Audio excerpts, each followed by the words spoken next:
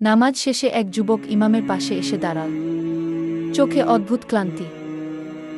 সে আস্তে বলল, হুজুর, আপনি কি জানেন আমি মারা গেলে আমার জানাজায় কেউ আসবে না? ইমাম অবাক হয়ে বললেন, কেন ভাই, আপনি তো প্রতিদিন মসজিদে আসেন। যুবক হেসে বলল, জি হুজুর, কিন্তু আমার বাবা মা নেই, আত্মীয় স্বজন কেউ নেই, বন্ধু বলতে এই মসজিদ আর আল্লাহকু।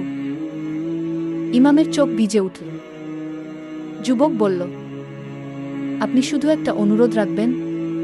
যদি আমার জানাজায় 4 জন না আসে, তাহলে দয়া করে নিজে দোয়া করে কবর দিন।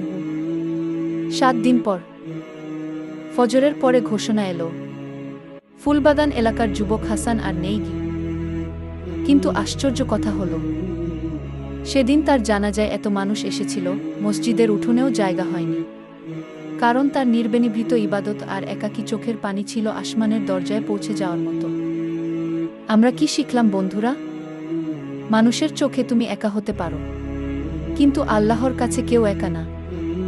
গোপনে কাদা, নির্বে ইবাদত করা মানুষদের দুনিয়াতে হয়তো কেউ চেনে না, কিন্তু জানাজার দিন আসমান আর জমিন সাক্ষ্য দেয় তারা কেমন মানুষ ছিল।